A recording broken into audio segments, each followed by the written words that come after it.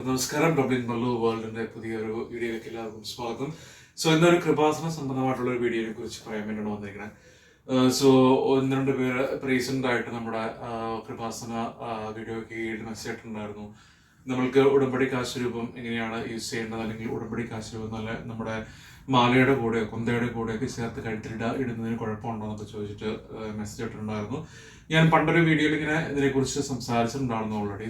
കൃപാസനത്തിൽ നമ്മൾ ഉടമ്പടി എടുക്കുമ്പോൾ കിട്ടുന്ന നമ്മുടെ കൃപാസന ഉടമ്പടി കാശുരൂപം നമ്മൾ ഒരിക്കലും ഒരു മാലയിലോ കൊന്തയിലോ ഒന്നും കോർത്ത് കഴുത്തിൽ ഇട്ട് പ്രദർശിപ്പിക്കുക അല്ലെങ്കിൽ കഴുത്തിലിട്ടുകൊണ്ട് നടക്കുക എന്നുള്ളത് പാടില്ല എന്ന് നമ്മുടെ ക്ലാസ്സുകൾ എടുക്കുമ്പോൾ അവർ വ്യക്തമായിട്ട് പറയുന്നുണ്ട്.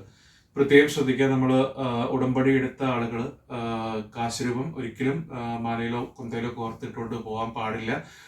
ഇനിയിപ്പോൾ അങ്ങനെ ചെയ്യണം എന്നുണ്ടെങ്കിൽ നമുക്ക് അല്ലാത്ത ഉടമ്പടി കാശുരൂപം അല്ലാത്ത കാശുരൂപങ്ങൾ നമുക്ക് അവൈലബിൾ ആണ്. ആ ഉള്ള കാശുരൂപങ്ങൾ നമുക്ക് ഇടാവുന്നതാണ്. പ്രത്യേകം ക്ലാസ്സുകളിൽ ഞങ്ങൾക്ക് സെഷൻ എടുത്ത ആളുകൾ വളരെ വ്യക്തമായിട്ട് അതിനകത്ത് പറയുന്നുണ്ട് അങ്ങനെയുള്ള കാര്യങ്ങൾ ഇടാൻ പാടില്ല. മീൻസ് എടുത്ത് കാശുരൂപം നമുക്ക് ഒരിക്കലും കൊന്തയിലോ മാലയിലോ ചേർത്തിട്ടുകൊണ്ട് നടക്കരുത് എന്ന് പറയാറുണ്ട്.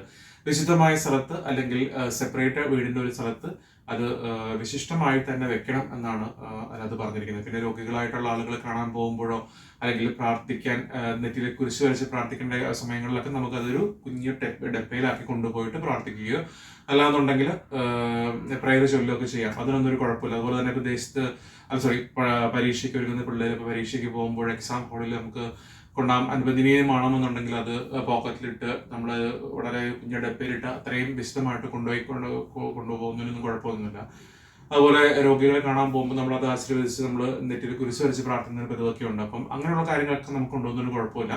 കൊണ്ടുപോയിട്ട് അതുപോലെ തന്നെ ആ ഉടമ്പടി എടുത്ത ആൾ തന്നെ കൊണ്ടുപോയി ഉടമ്പടി എടുത്ത ആൾ തന്നെ തിരിച്ചു കൊണ്ടുവന്ന് വെച്ച് അത്ര വിശുദ്ധമായിട്ട് പ്രാർത്ഥിക്കേണ്ട ഒരു ഇതാണ് ഉടമ്പടി കാശുരൂപം. പക്ഷെ പല സാഹചര്യങ്ങളിലും ഈ ഉടമ്പടി കാശുരൂപം ആളുകൾ കൊന്തയിൽ ഇടുന്നതായിട്ടും അതുപോലെ തന്നെ മാലയുടെ ഇടുന്നതായിട്ടും പലപ്പോഴും കണ്ടിട്ടുണ്ട്. ചില വീഡിയോകളിലൊക്കെ നമ്മൾ ഇടയ്ക്ക് ഇങ്ങനെ ഞാൻ എൻ്റെ പേഴ്സണലി സ്പീക്കിംഗ് നമ്മൾ കണ്ടിട്ടുണ്ട് അങ്ങനെ. പക്ഷേ ഉടമ്പടി കാശുരൂപത്തിന്റെ അത്രയും പ്രത്യേകതയുള്ള ഒരു കാശുരൂപമാണ് ഉടമ്പടി കാശുരൂപം. അപ്പൊ അത് ഒരു രീതിയിലും അതിനെ എന്താ പറയാ നമ്മൾ ആ രീതിയിൽ പ്രദർശിപ്പിക്കുകയോ കാര്യങ്ങളൊന്നും ചെയ്യാൻ പാടില്ല.